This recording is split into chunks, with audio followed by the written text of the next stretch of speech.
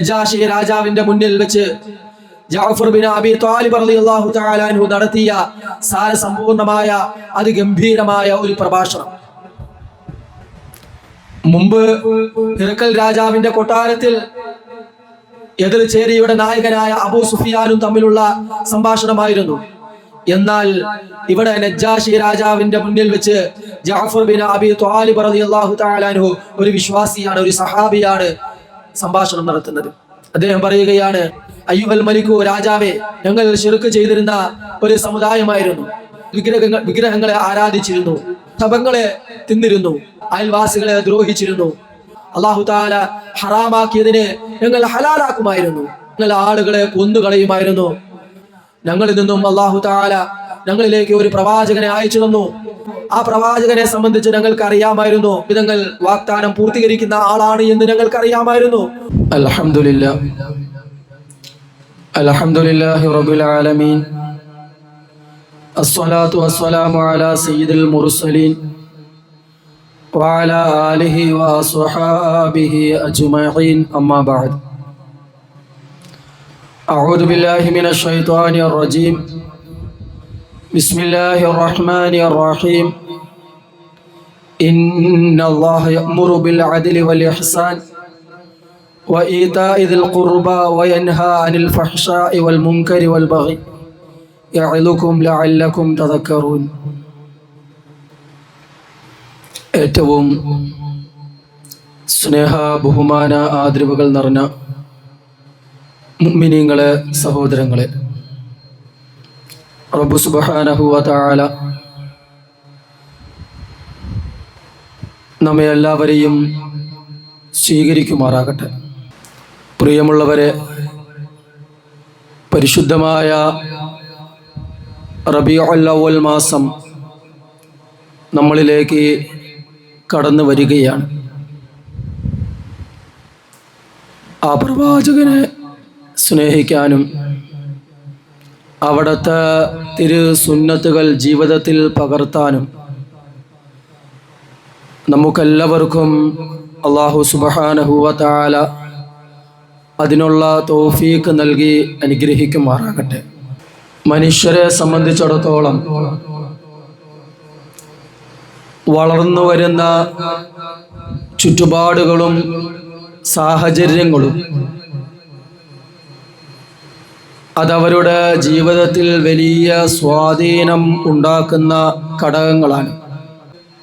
ഒരു മനുഷ്യൻ്റെ ചുറ്റുപാട്, ഒരു മനുഷ്യൻ്റെ സാഹചര്യം അതവരുടെ ജീവിതത്തിൽ വലിയ സ്വാധീനം ഉണ്ടാക്കുന്ന കാര്യങ്ങളാണ്. ഒരു മനുഷ്യൻ സമൂഹത്തിൽ ജീവിക്കുമ്പോൾ സമൂഹത്തിലെ നല്ല ബന്ധങ്ങൾ, നല്ല ചുറ്റുപാട്, നല്ല അന്തരീക്ഷം, നല്ല വായന, നല്ല കൂട്ടുകെട്ട്, ഇതെല്ലാം മനുഷ്യരിൽ നല്ല ഗുണങ്ങൾ സൃഷ്ടിക്കും. നേരെ മറിച്ചായാൽ, പ്രിയമുള്ളവരെ, മനുഷ്യൻ ജീവിക്കുന്ന സമൂഹത്തിൽ മോശമായ കൂട്ടുകെട്ടുകളിലൂടെ, മ്ലേച്ഛമായ പ്രവർത്തനങ്ങളിലൂടെ, വൃത്തിഹീനമായ അഴുക്കുകളിലൂടെ, മോശമാക്കപ്പെട്ട വായനയിലൂടെ, ഇതെല്ലാം മനുഷ്യരിൽ മോശമായ ഗുണം ഉണ്ടാക്കും. ചന്ദനം ചാരിയാൽ ചന്ദനം മണക്കും എന്നാണല്ലോ പഴമൊഴി. ഇതാണ് പൊതുവായ ഇന്നത്തെ അവസ്ഥ. ഇവിടെ രണ്ട് കാര്യങ്ങൾ സൂചിപ്പിക്കുകയുണ്ടായി. ഒന്നാമതായി, ഒരു മനുഷ്യൻ ജീവിക്കുന്ന സമൂഹത്തിൽ നല്ല ഇടപെടലും നല്ല ബന്ധങ്ങളും നല്ല വായനയും നല്ല ശീലങ്ങളും നല്ല ചുറ്റുപാടുകളും നല്ല സാഹചര്യങ്ങളും ഉണ്ടായാൽ ആ മനുഷ്യരിൽ നല്ല ഗുണങ്ങളെ സൃഷ്ടിക്കും.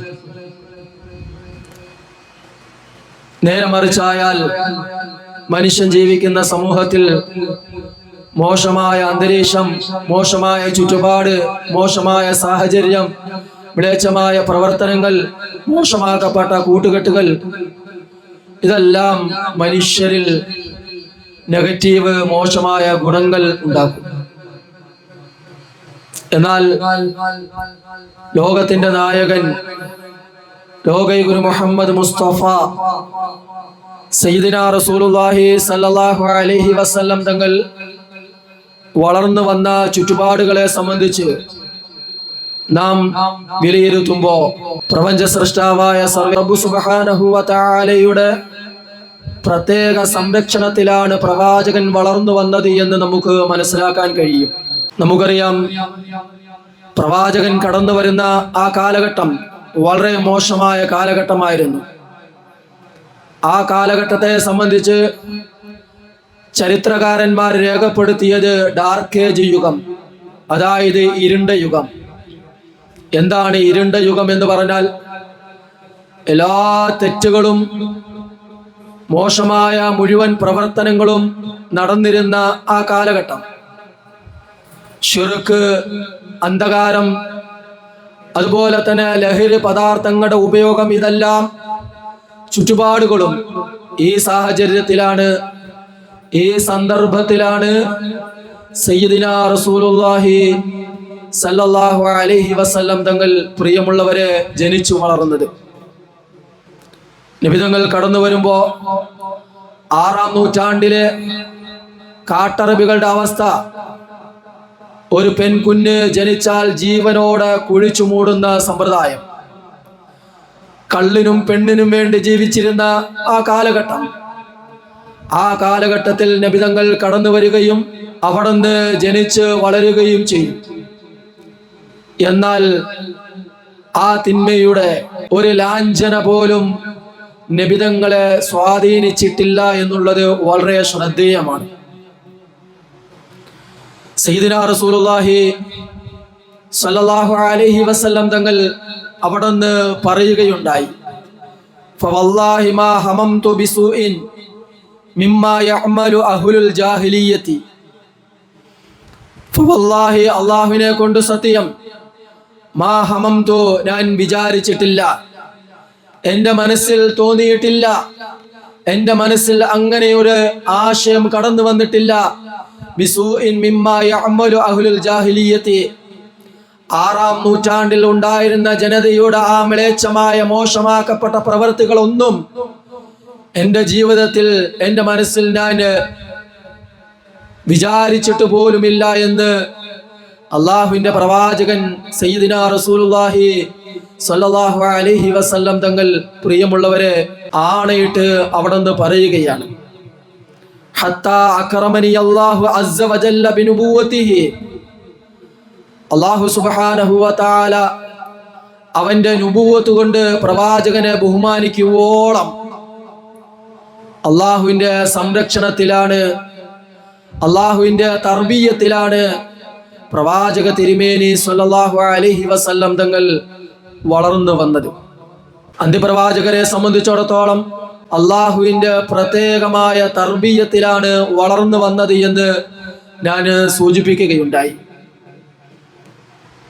അതിനൊരു ഉദാഹരണം, നബി സല്ലല്ലാഹു അലൈഹി വസല്ലം തങ്ങളുടെ 35-ാമത്തെ വയസ്സിൽ പരിശുദ്ധമായ കഅബ നിർമ്മാണം നടക്കുന്നു.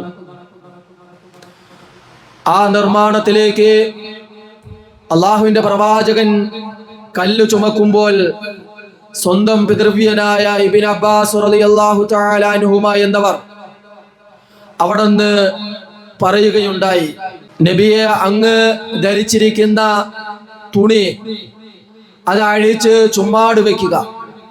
ഇതാരാണ് പറയുന്നത്?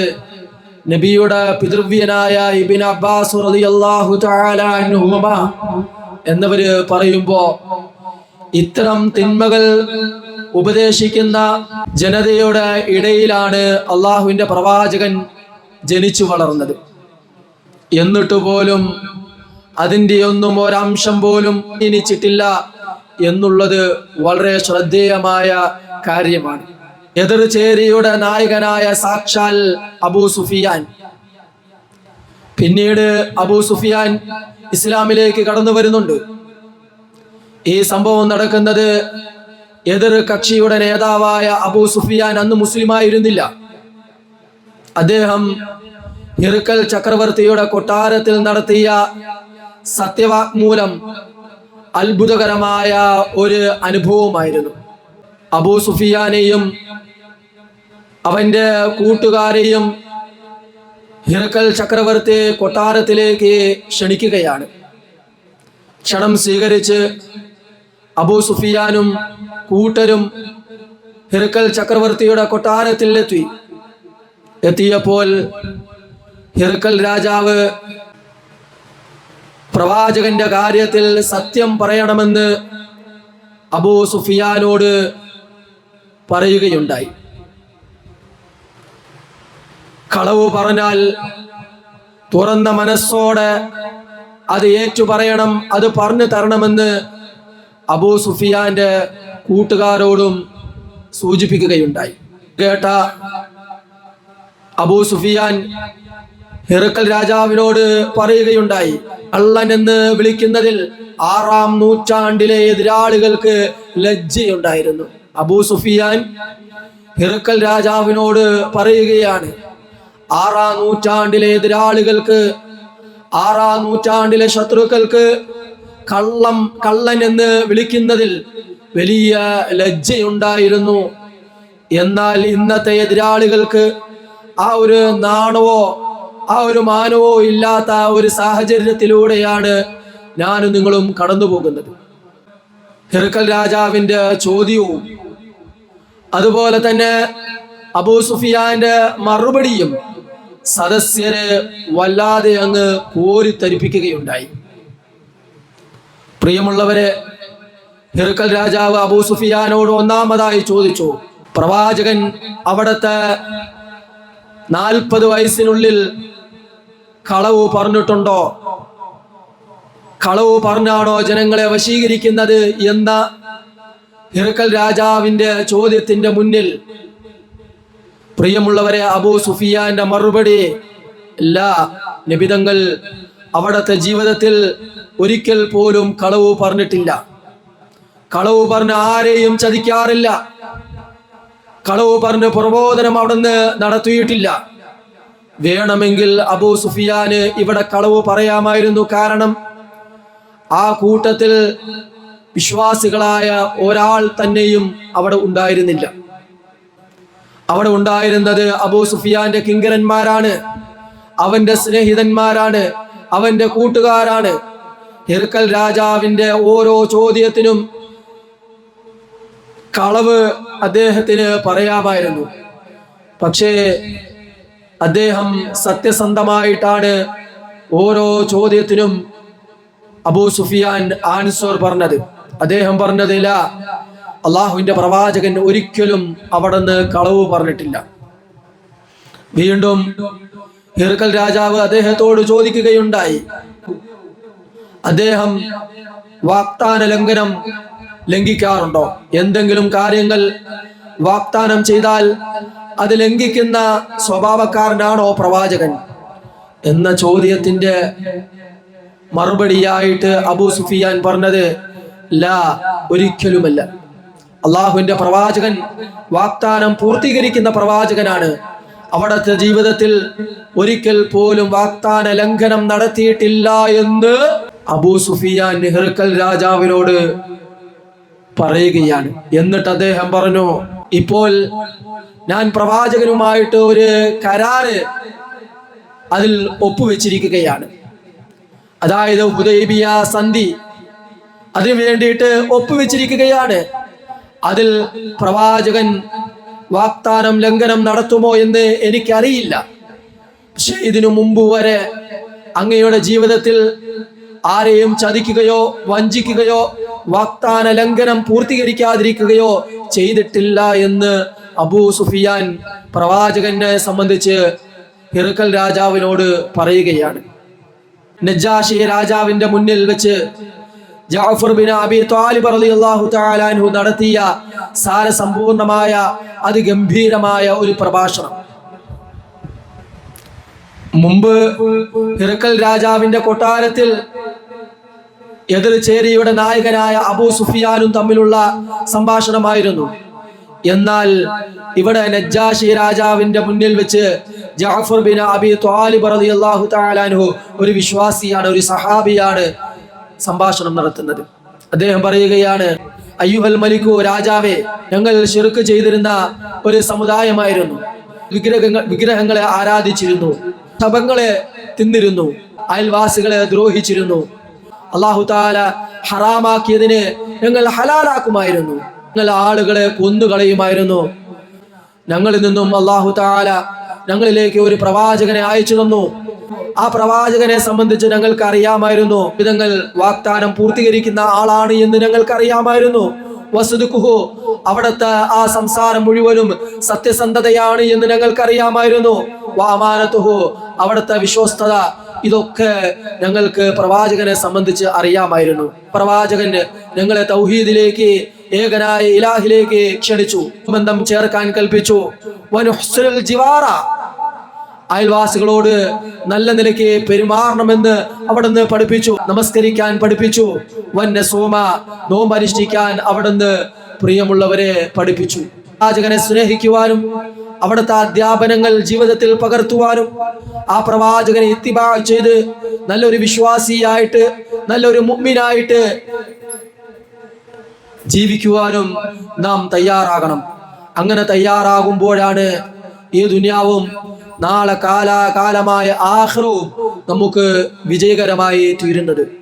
റബ്ബ് സുബ്ഹാനഹു വ തആല പ്രവാചകന്റെ സുന്നത്തിനെ ജീവിതത്തിൽ പകർത്തുവാനും ആ പ്രവാചകനെ നെഞ്ചോട് ചേർത്ത് സ്നേഹിക്കാനും റബ്ബ് സുബ്ഹാനഹു വ തആല നമുക്കെല്ലാവർക്കും നല്ല തൗഫീഖ് നൽകി അനുഗ്രഹിക്കുമാറാകട്ടെ എന്ന് പറഞ്ഞുകൊണ്ട് എൻ്റെ വാക്കുകൾക്ക് വിരാമം കുറിക്കുന്നു. വാഖിറു ദഅവതി അനിൽ ഹംദുലില്ലാഹി റബ്ബിൽ ആലമീൻ. അസ്സലാമു അലൈക്കും വറഹ്മത്തുള്ളാഹി വബറകാതുഹു.